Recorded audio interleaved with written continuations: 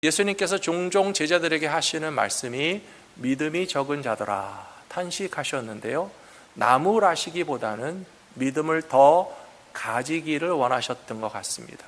예수님께서 제자들에게 원하시는 믿음이 그렇게 엄청난 믿음도 아닙니다. 그래서 예수님이 하신 말씀 중에는 너희가 겨자씨만한 믿음이 있어도 이 산더러 저기로 옮기우라 하면 옮겨질 것이다 라고 예수님 말씀하셨어요. 예수님이 말씀을 잘 생각해 보십시오. 태산만한 믿음이 있으면 겨자씨가 옮겨진다는 거예요? 아니잖아요. 겨자씨만한 믿음이 있으면 산이 움직인다는 거예요. 예수님이 원하시는 것은 작은 믿음이라도 제자들이 가진다면 그 믿음을 가진 사람들에게 얼마나 큰 하나님의 능력이 나타날 것인가에 관한 말씀이었기 때문에요. 오늘 우리들도 무엇을 먹을까, 무엇을 마실까, 혹은 오늘 교회 오시면서도 뭔가 세상의 근심이나 가정의 어려움이나 건강 때문에 무거운 마음을 가지고 오셨다면 저는 여러분들에게 권면해드리고 싶습니다. 예수님, 겨자씨만한 믿음이라도 있으니 근심을 내려놓겠습니다. 작은 믿음이지만 걱정하지 않겠습니다. 하나님께 대한 나의 믿음이 크지 않은 것 알지만 근심과 염려가 물러갈 수 있도록 하나님이 채워주실 것을 바라보는 이 시간 되게 하여 주시옵소서. 기도하는 마음으로 예배 드리시는 모든 성도님들이 되시기를 축복합니다. 히브리서 말씀해 보시면 믿음이 있으면 하나님을 기쁘시게 할 수 있다라고 되어 있습니다. 여러분, 하나님을 기쁘시게 하기 원하십니까? 하나님이 제일로 좋아하시는 거는요, 그냥 믿는 거예요. 믿음이 없이는 하나님을 기쁘시게 할 수 없고, 믿음을 가진 사람들은 하나님을 기쁘시게 할 수 있다라고 하셨으니까요, 우린 다른 거 없이 하나님을 믿기만 하면 하나님이 기뻐하실 줄로 믿습니다. 하나님이 기뻐하시면 무슨 일이 일어나는 줄 아십니까? 같은 히브리서 말씀해 보시면요, 상 주신다고 되어 있어요. 자기에게 상 주시는 하나님이심을 또 믿어야 할 것이니라. 오늘 하나님께 상 받기 원하십니까? 하나님의 축복 받기 원하십니까? 아직도 아멘 안 하시는 분들은 뭡니까? 하나님께 상 받기 원하십니까?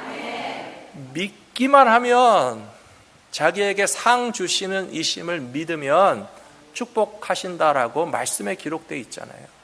그래서 믿음으로 하나님을 기쁘시게 하고 믿음으로 하나님이 주시는 상과 복을 받으시는 모든 성도들이 되시기를 축복합니다. 저는 몇 주 동안에 하나님께서 우리에게 주시는 것이 영혼의 의식주다라는 말씀을 드렸어요. 오늘까지 하면 의식주가 완성이 됩니다.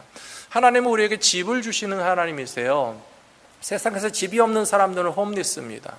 오늘 교회 끝나고 집에 가야 되는데 집이 없어서 나는 길바닥에서 신부지 깔고 자야 된다. 얼마나 불쌍합니까? 근데 여러분, 집이 다 있으시잖아요. 우리가 집이 없는 백성이 아니고 집이 있는 백성인 것이 그렇게 감사한 것처럼 하나님은 우리에게 하나님의 나라를 집으로 주시고 또 교회를 우리에게 영혼의 집으로 주셨다는 사실을 믿으시기 바랍니다. 우리가 지금 하나님의 집에 들어와 있기 때문에 우리는 영적으로 집 없는 사람들이 아니에요. 그래서 우리 교회가 내 집이다 생각하고 신앙생활 하시라고 말씀드렸죠.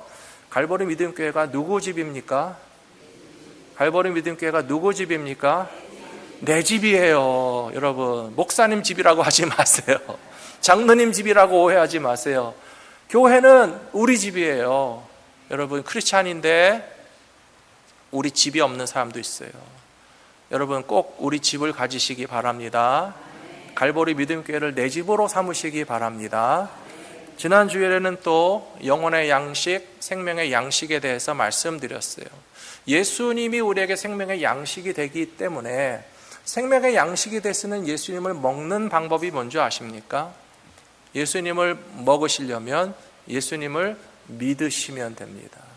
예수님께서 가르쳐 주신 말씀이에요. 나를 믿는 자에게는 영생이 있다라고 말씀하셨기 때문에 생명의 양식이신 예수님을 먹는 방법은 믿는 것입니다. 요한복음 3장 36절에 보시면 아들을 믿는 자에게는 영생이 있다라고 하셨어요. 또 요한복음 6장 40절에서도 아들을 보고 믿는 자마다 영생을 얻는다라고 말씀하셨기 때문에요, 영원한 생명의 양식이 되시는 예수님을 먹는 방법이 뭡니까? 믿는 거예요. 비슷하잖아요. 기억나시겠죠? 믿는 것이 먹는 겁니다. 안 믿어지세요? 지난주에 성찬 드셨잖아요. 우리가 빵을 먹은 것이 아니고 포도주스를 먹은 게 아니고요, 예수님을 믿는 믿음의 행위를 통해서 생명의 양식 되시는 주님을 우리가 받아 먹었다라고 하는 신앙의 체험을 성찬 예식을 통해서 하신 겁니다. 오늘은 세 번째 거 해야 되는데 이렇게 진도가 안 나가면 안 되겠죠. 지난주 설교 다시 들어보시고요. 오늘은 어떤 옷을 입혀 주시는가에 대한 말씀을 나누려고, 하나님이 주신 의식주, 가장 완벽한 영혼의 의식주라고 하는 제목으로 말씀드리기 원합니다. 첫 번째로, 예수 그리스도 안에서 우리는 새로운 삶을 살기 위하여 옛사람은 벗어버려야 합니다. 새 옷을 입기 위해서는 헌 옷은 벗어야 되는 거 아시죠? 깨끗한 새 옷을 입으시려면 더러운 옷은 벗어서 빨래하셔야 되는 거예요. 신앙적으로도 마찬가지입니다. 옛사람에 속한 것은 벗어버리고 새 사람을 입어야 된다라고 오늘 골로새서 3장에 나와 있습니다. 8절에 보시면, 이제는 너희가 이 모든 것을 벗어버리라. 곧 분함과 노여움과 악의와 비방과 너희 입에 부끄러운 말이라. 너희가 서로 거짓말을 하지 말라. 옛사람과 그 행위를 벗어버리고 새 사람을 입었으니 이는 자기를 창조하신 이의 형상을 따라 지식에까지 새롭게 하심을 입은 자니라 라고 되어 있습니다. 짧은 8, 9, 10절의 말씀이지만 벗는다는 말이 2번 나옵니다. 입는다는 말도 2번 나옵니다. 얼마나 재미있는지 모르겠습니다. 8절 다시 보시면, 우리가 새 옷을 입기 위해서 벗어야 할 것이 있는데요, 이것은 겉에 걸치는 옷이 아니고 분함, 노여움, 악의, 비방, 우리 입에 부끄러운 말들은 벗어버리셔야 되고요. 9절에 보시면, 서로 거짓말을 하지 않는 것을 통해서 옛사람과 그 행위를 벗어버리라 라고 말씀하셨습니다. 그리고 새로 입어야 될 것은 10절에 나와 있습니다. 자기를 창조하신 이의 형상을 따라 지식에까지 새롭게 하심을 입은 자니라. 입는다는 말이 2번 나오죠. 우리를 창조하신 하나님의 성품과 하나님의 모습을 닮아서 새 사람을 입어라 라고 이야기하시고 있습니다. 어떤 물건이 오래되면 가치를 잃어버리는 것도 있고요, 어떤 물건은 오래돼도 가치가 변하지 않는 물건이 있습니다. 가구가 100년 됐다. 그것이 무슨 문제가 되겠습니까? 가구의 기능을 제대로 한다면 오래된 가구는 더 비싸질 수도 있어요. 하지만 100년 된 가구에 때가 묻고 손상된 데가 있으면 고치고 닦아서 쓰시면 됩니다. 옷도 마찬가지입니다. 옷이 10년 지났다 해서 시간이 많이 지나갔기 때문에 가치가 없어지는 것이 아니고요, 오염된 옷은 깨끗이 빨아서 입으시면 문제가 없다는 사실을 아실 겁니다. 저는 미국 생활 초기에 에피소드가 많아서 기억이 많이 나고요, 가끔 성도님들과 같이 이야기하는데요, 경제적으로는 어려웠지만 소소한 즐거움이 굉장히 많았던 시절인 것 같습니다. 미국에 올 때 아이들 데리고 가방 몇 개 들고 왔어요. 유학생으로 왔는데요, 그런데 필요한 물건들은 항상 있게 마련이잖아요. 아이들이 자라날 때 옷도 필요하고 또 집안 살림을 하려면 여러 가지 도구들이 필요합니다. 신학교 기숙사에 살 때 재밌는 일이 많이 있었습니다. 어느 날 제 아내가 쓰레기 버리러 쓰레기 덤프하러 갔다가, 여보 빨리 내려봐, 여기 아주 좋은 물건이 있으니까 이거 들어다 쓰자 그래요. 그건 재활용하는 옆에 어느 날은 누가 의자도 갖다 놓고요, 어느 날은 누가 식탁도 갖다 버렸고요, 어느 날은 애기들 먹는 그 베이비 테이블 같은 것도 버려놓으면 그거를 또 신나게 주워다가 잘 닦아서 썼던 것이 생각이 납니다. 신학생들이 많았고 학교 기숙사이기 때문에 선배님들 아이들이 좀 큰 아이들이 있었어요. 그러면 선배님들이 부르십니다. 우리 아이들이 입던 옷인데 이제 애들이 커서 옷이 작아서 못 입으니까 가져다 입어라 라고 주시면 감사히 받아다가 이미 다 빨래해서 주셨겠지만 또 아이를 입히는 엄마의 마음에는 새로 빨아서 또 그 옷을 물려받아서 입히고요. 또 우리 아이들이 자라서 그 옷을 못 입게 되면 또 깨끗이 빨아서 주변에 더 어린 아이를 키우는 집에 또 물려주고 돌라주면서 키우던 때가 생각이 납니다. 저희가 물건을 사러 나가는 데가 있었습니다. 저희도 쇼핑했거든요. 제일로 좋아하던 데가 셀베이션 아미라는 데가 있어요. 구제 물품 파는 데예요. 중고 물품 파는 데인데요. 참 그때 제 아내가 거기를 좋아했습니다. 여보 1불인데 이렇게 좋은 옷을 판다.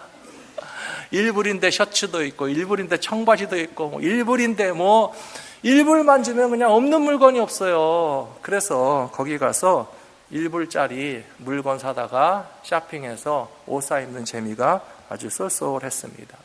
이제까지 살면서 값싼 옷을 입어서 부끄러웠던 적은 한 번도 없습니다. 그러나 더러운 옷을 입는다면 부끄러운 일일 거예요. 우리 옷이 얼마짜리 옷이냐, 그게 그렇게 중요합니까? 비싼 옷이 있으면 비싼 옷을 입을 수 있고요. 셀베이션 아미에 가도요, 1,000불짜리도 1불에 사는 수가 있어요. 여러분들 가서 한번 뒤져보세요. 값이 싼 옷을 입는다고 해서 부끄러운 것이 아니고, 오염된 옷을 우리가 아직도 입고 있다면 그것은 벗어버려야 할 모습이겠죠.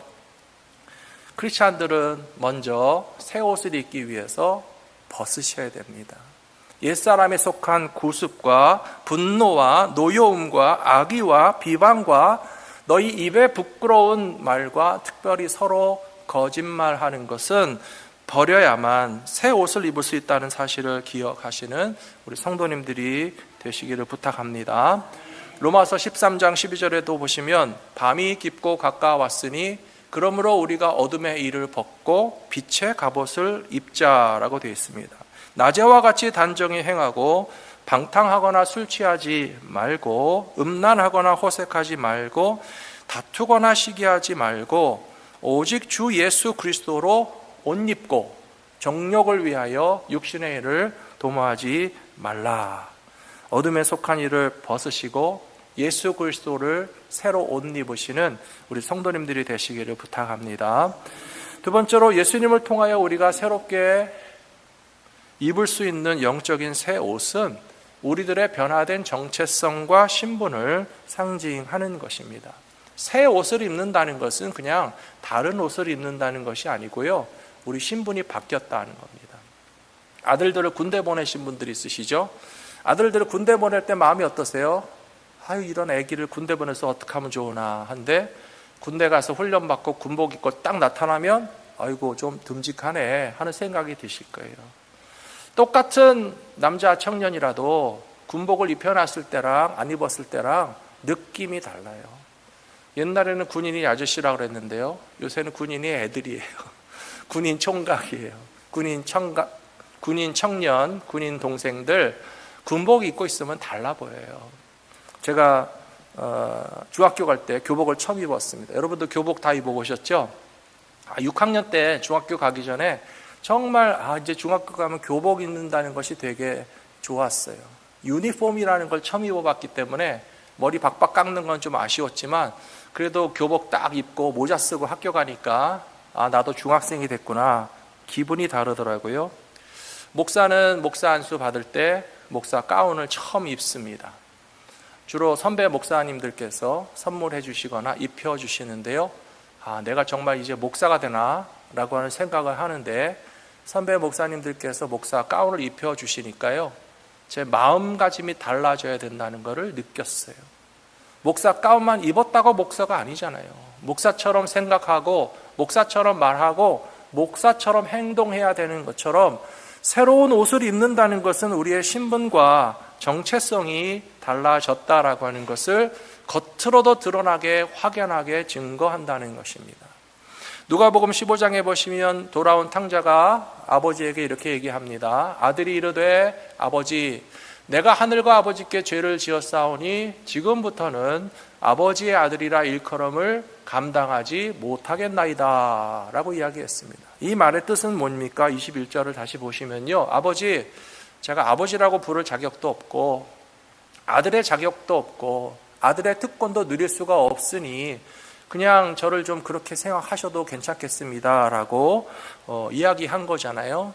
근데 아버지의 대답과 반응이 그 다음 절에 나와 있어요. 22절에 보시면 그 아들에게 아버지는 아무 말도 안 했어요. 그 대신 어떻게 했습니까? 종들에게 이르되 제일 좋은 옷을 내어다가 입혀주고 내 돌아온 아들의 손에 가락지를 끼워주고 그 발에는 새로운 신발을 신겨줘라. 옷과 가락지와 신발이 의미하는 게 뭐겠습니까? 신분의 회복을 의미하는 거예요. 특권의 회복을 의미하는 거예요. 너는 스스로 말하기를 나는 아버지 아들도 아니에요. 제가 아들 대접받을 자격 없어요 라고 이야기했지만 아버지는 옷을 입혀줌으로써 너는 내 아들이야. 가락지를 끼워줌으로써 너는 아들의 자격이 있고 특권이 있고 대접받아 마땅하다는 것을 그렇게 말이 아닌 행동으로 보여주신 것처럼 사랑하는 성도 여러분, 하나님께서 여러분들에게 옷 입혀 주셨습니다. 믿으십니까? 가락지 끼워 주셨습니다. 믿으십니까? 새 신발도 신게 하여 주셨습니다. 믿으십니까? 그것은 무엇을 의미하는가 하면요, 우리의 신분과 자격이 변화됐다는 거예요. 하나님의 사랑받는 자녀로 회복됐다는 겁니다. 우리가 어떤 정체성을 가지고 있느냐라고 하는 것은 옷을 보면 안 되니까요. 군인이 군복을 입어야 군인이죠. 목사에게 목사 가운을 입혀놓으면 목사답게 살아야 되잖아요. 우리 크리스찬들은 예수 그리스도라고 하는 새 옷을 입고서 하나님의 자녀라고 하는 자격과 신분이 변화되었기 때문에 거기에 합당한 삶을 살아가시는 주의 백성들 되시기를 축복합니다. 오늘 본문에도 그 내용이 나와 있습니다. 3장 12절에 보시면 너희는 하나님이 택하사 거룩하고 사랑받는 자처럼 긍휼과 자비와 겸손과 온유와 오래 참음을 옷 입고 누가 누구에게 불만이 있거든 서로 용납하여 피차 용서하되 주께서 너희를 용서하신 것 같이 너희도 그리하고 이 모든 것 위에 사랑을 더하라. 이는 온전하게 매는 띠니라 라고 말씀하셨습니다. 사랑하는 성도 여러분, 새 옷을 입으셨으면요, 새 옷에 합당한 삶을 사셔야 된다는 겁니다. 하나님이 택하시고 거룩한 백성으로 옷 입혀 주셨기 때문에 12절 말씀 보여주시겠습니까? 하나님이 우리를 긍휼히 여기시면 긍휼히 여김을 베푸는 분들이 되시기를 부탁합니다. 하나님께서 우리에게 자비를 베푸셨으니 우리도 하나님께서 입혀주신 옷을 입고 자비를 베풀고 겸손과 온유와 오래 참음을 나타내시는 믿음의 백성들이 되실 줄로 믿습니다. 끝으로 구원받은 백성들은 천국의 영광을 바라보면서 거룩한 삶을 살아가야 된다는 것입니다. 우리 전에도 말씀드렸죠. 천국에 가면 잔치가 벌어진다고요. 여러분, 천국 잔치의 주인공이 누군지 아십니까? 예수님이 천국 잔치의 주인공이시고요. 예수님 혼자는 아니에요. 누구예요? 누가 천국 잔치의 주인공이에요? 우리들, 바로 나. 우리들도 천국 잔치의 주인공이에요. 아직도 모르세요? 갈보리 믿음교회 성도님들이 아셔야 되는데, 잔치를 베푸시는 분은 하나님이세요. 성경에 나와 있잖아요. 언제나 주인이, 왕이, 아버지가 천국의 잔치를 베푸신다고 되어 있고요. 잔치의 대부분의 가장 중요한 내용은 결혼식이에요. 결혼식에 신랑만 있으면 결혼식이 되나요? 신랑도 있고 신부도 있어야 돼요. 하나님께서 천국 잔치를 베푸시면 신랑은 예수님이에요. 신부는 누굽니까? 교회와 우리들이에요. 교회와 예수 믿는 우리들이 예수님의 신부가 될 것이기 때문에 우리는 천국 잔치에 손님으로 가는 것도 아니고 들러리로 가는 것도 아니고 구경하러 가는 것도 아니고요. 천국 잔치의 주인공으로 들어가셔야 돼요. 믿으십니까? 천국 잔치의 주인공으로 참여하시는 성도들 되시기를 축복합니다. 그래서 요한계시록 19장 7절에 보시면 우리가 즐거워하고 크게 기뻐하며 그에게 영광을 돌리세. 어린 양의 혼인기약이 이르렀고 그의 아내가 자신을 준비하였으므로 그에게 빛나고 깨끗한 세마포 옷을 입도록 허락하셨으니 이 세마포 옷은 성도들의 옳은 행실이로다 라고 되어 있습니다. 여러분, 예수님의 신부가 돼서 웨딩을 하시려면 웨딩 드레스를 입으셔야 될 거 아니에요. 근데 웨딩 드레스가 뭐냐 하면요, 비싼 옷 아니에요. 디자이너 브랜드의 보석이 박힌 오리지널 그런 거 아니고요. 이 요한계시록 19장 말씀에 보시면 성도들의 옳은 행실이 세마포 옷이다 라고 되어 있어요. 우리가 8절 말씀 보시면요, 깨끗하고 빛나는 세마포 옷을 입도록 허락하셨으니 이 세마포 옷은 성도들의 옳은 행실이로다. 천국 잔치에 입으실 웨딩 드레스 잘 준비하고 살아가시는 우리 성도님들이 되실 줄로 믿습니다. 어떤 임금님이 자기 아들을 위해서 혼인잔치를 준비했는데요, 먼저 초청받은 손님들이 하나도 안 왔어요. 화가 나서 잔치를 베푸는 주인에게 대한 모독이냐 해서 길 가는 사람들을 다 데리고 와라 명령했습니다. 그래서 길 가던 사람들이 갑자기 초대를 받아서 그 잔치자리에 들어갔다고 되어 있거든요. 거기까지는 모든 것이 이해하기가 쉽습니다. 근데 마태복음 22장에 보시면 임금님이 손님들을 보러 올세 거기에서 예복을 입지 않은 한 사람을 보고 이르되 친구여 어찌하여 예복을 입지 않고 여기 들어왔느냐 하니 그가 아무 말도 못하였다 라고 되어 있습니다. 요거 이상하지 않습니까? 이해가 잘 되시나요? 아니, 길 가던 사람 잡아다가 앉혀놓고 예복을 준비 안 했다고 따지면 어떡하라는 말이에요. 그래서 저도 성경을 읽을 때 이 사람 참 황당하겠다.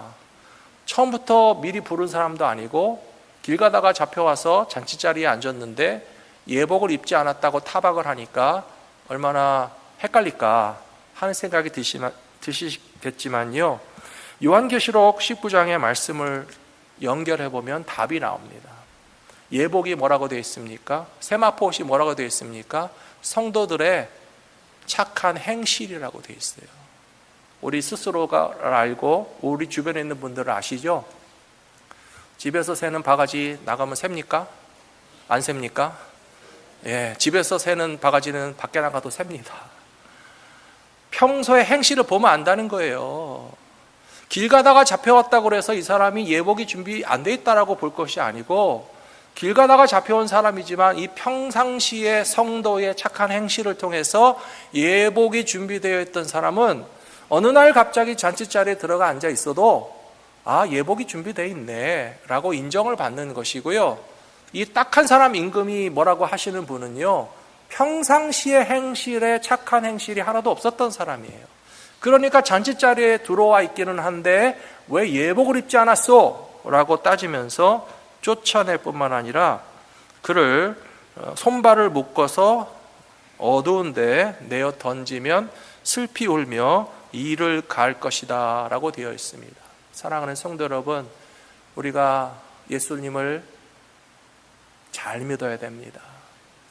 예수님을 잘 믿으면 하나님께서 큰 축복을 주실 줄로 믿습니다. 이 세상에 집도 주고 밥도 주고 옷도 주는 사람 어디 있어요? 여러분, 누가 여러분에게 집도 주시고 밥도 주시고 옷도 주셨습니까?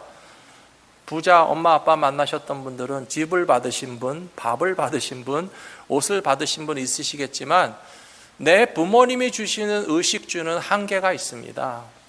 그러나 하나님이 주시는 집과 양식과 옷은 이 세상에 그 어떤 부자 엄마 아빠가 준 것과는 비교할 수 없어요. 예수님 잘 믿으시는 주님의 백성들 되시기를 축복합니다.